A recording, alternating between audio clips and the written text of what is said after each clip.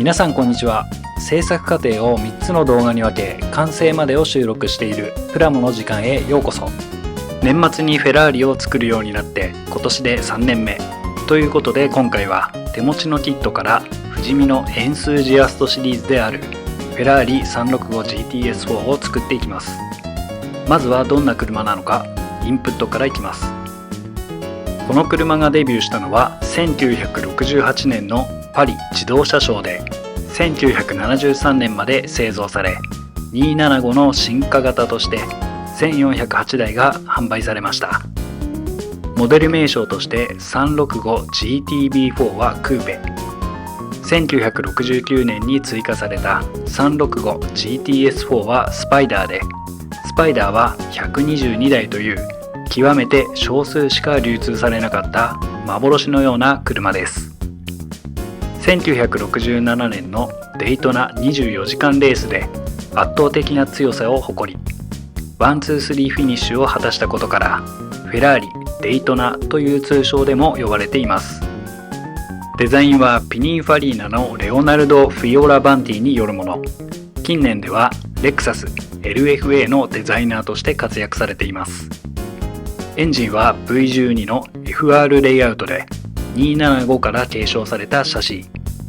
5速のギアボックスをリアにマウントすることで前後アクセルにかかる荷重を均一にしていたことが特徴です。初期型と後期型では特徴が異なり、初期型はプレクシグラス内に4灯式ヘッドライトを収納。1970年にリトラクタブル式に変更され後期型となりました。生産中止から6年後の1979年のデイトナ24時間レース2位入賞などの輝かしいレーシングヒストリーなど数々の魅力があり、80年代後半にかけて爆発的な人気に。 FR フェラーリの一つの頂点ともいえる車です。まずはキットの仮組みからいきます。不死身製エンスージアストシリーズのキットで、エンジンはもちろん足回りの細部に至るまできめ細かくディティールされているモデルで、パーツ点数は236点。上級者向けのキットでしょう。仮組みでのポイントとしては、見た目と足回りのチェック、エンジンがしっかりマウントでき、ボンネットが閉められるかのチェック、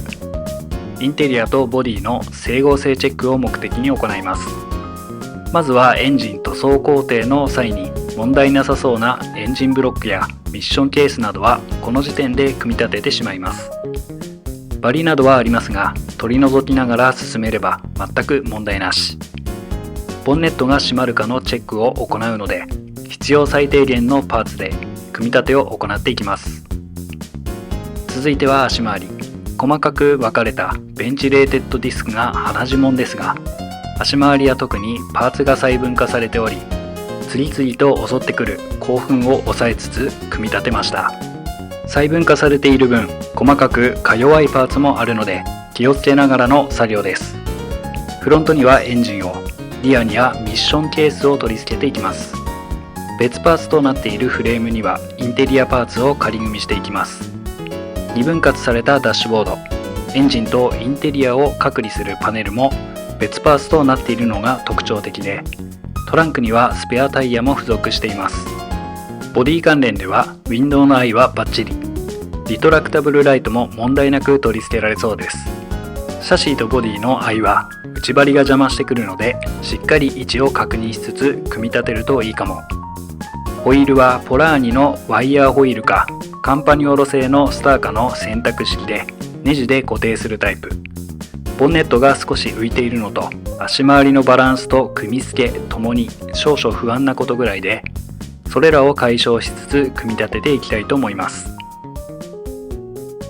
まずは筋彫りを行っていきます。使用しているツールはタミヤ製の筋彫り調光ブレードで、刃は 0.15mm と 0.2mm を使い分けています。用途としては 0.15mm の刃は全体的な使用、0.2mm の刃はドアやボンネットなどの開閉部分に使用しています。リアルな完成度を追求するにあたり、ボディのパーツそれぞれに対し筋を入れておかないと、塗装を重ねた時に溝が塗料で埋もれてしまい、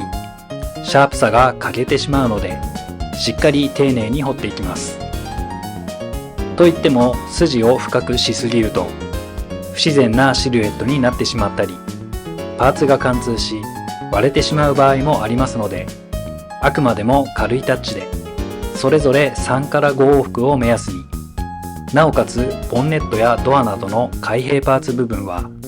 他の部分との差を明確につけるため 0.2mm の調光ブレードを使い、太めのラインにし、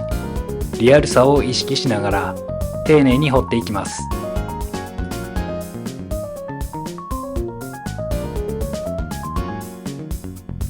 続いて画像の赤矢印部分のパーティングラインを削る作業となります。模型メーカーがプラモデルを製造する過程で金型同士を合わせてパーツを成形しているので、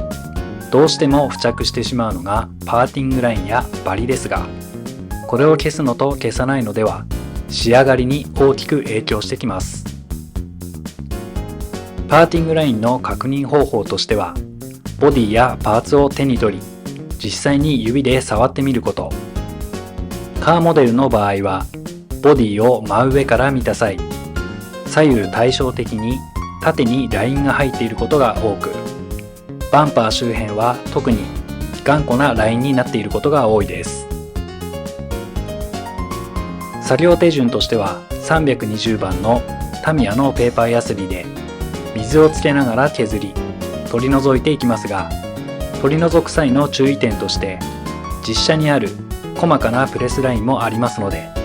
その部分まで削ってしまわないよう注意しつつ取り除いていきます。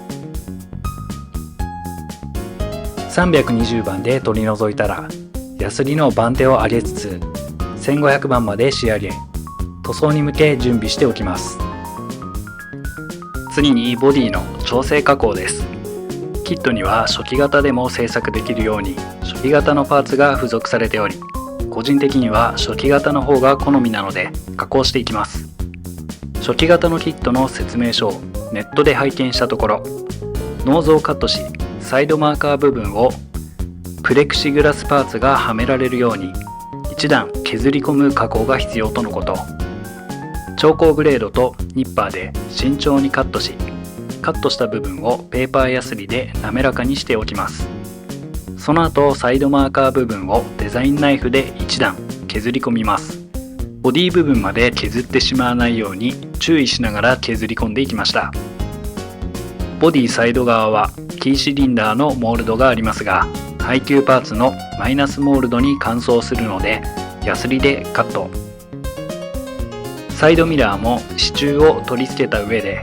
ボディに固定するので、キーシリンダーとともに 0.8mm のピンバイスで穴を開けていきます。浮いていたボンネットは両端をヤスリで削り、ボディとの段差を解消。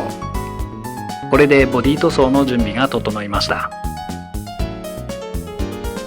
続いて本塗装をする前の下地としてガイアノーツのエボグレーを拭いていきます。